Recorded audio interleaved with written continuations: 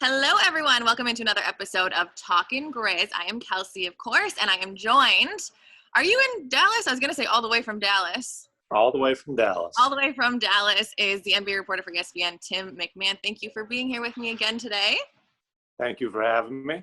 All right, let's talk Mavs Grizz. These are two teams that score in very different ways.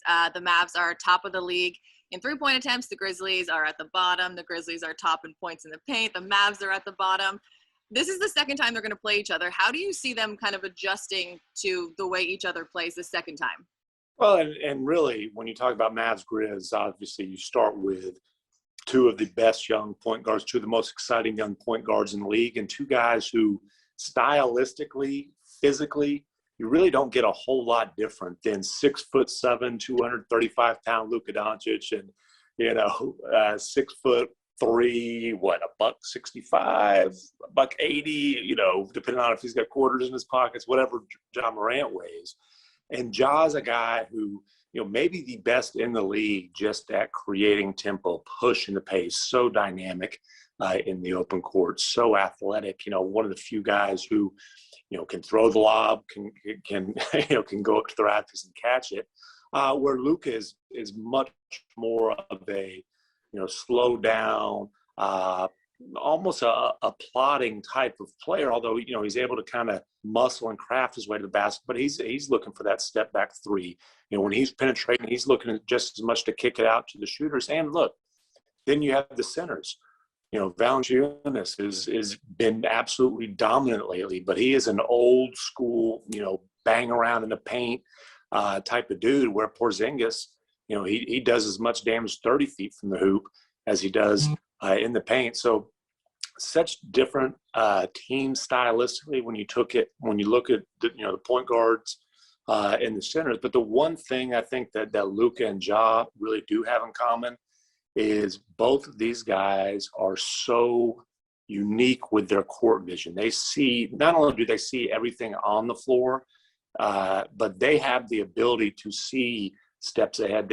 Sometimes these guys will make passes that you don't see until the ball's in the air. Well, they're seeing it 2 or 3 moves ahead. They're actually not only delivering. The ball's in the air. Right. They're not only delivering the passes, they're setting them up. They're moving themselves. They're kind of orchestrating the offense. So again, stylistically, completely different teams. Which team is able to kind of create the style of play they want? That might have a lot to do with who wins the game. But these two young point guards in particular are so fun to watch for completely different reasons.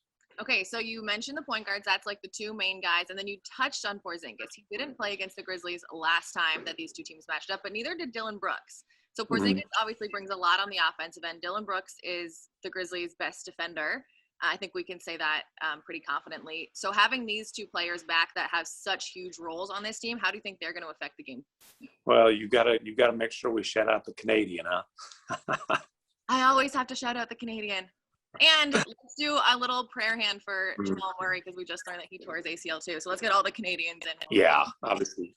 Yeah, that's a obviously gut-wrenching, extremely disappointing injury. So yeah, Dillon Brooks, I assume he will be primarily responsible for defending Luka. Obviously, that's a team-wide job, but he'll be kind of the head of that snake, and that's asking a lot of him because again, Luka he's bigger not only than shooting guards, but he's bigger than most small forwards in this league. So it's a really it's a physically demanding job.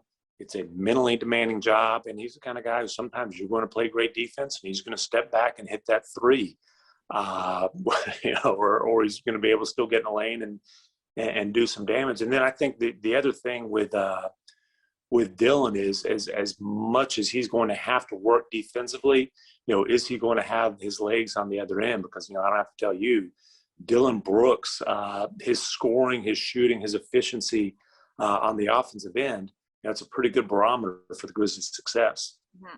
Yeah, it was something last season where he scored 20 or more points. They always won. And it is similar this year, though. It's not quite as jarring, but because he is one of the main scorers, if one of those main scorers, especially with Jaren out, isn't on, it is hard for the Grizzlies to put up the amount of points, especially against a team that I think they're like right next to each other in points per game. It's like 13th and 14th in the league, the Mavs and the Grizzlies. So they're going to need everyone rolling, especially when Luka and Porzingis could each go for 50 or 40 each night.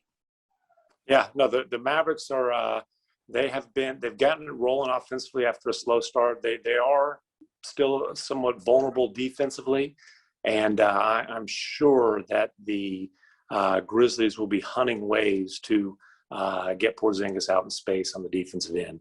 If they can somehow get him forced to switch on to John Morant in particular, that's not a matchup that favors the Mavericks. Awesome. Tim, thank you so much again for your time. I always appreciate your insight. And Grizzlies fans, you can always get more on grindcitymedia.com.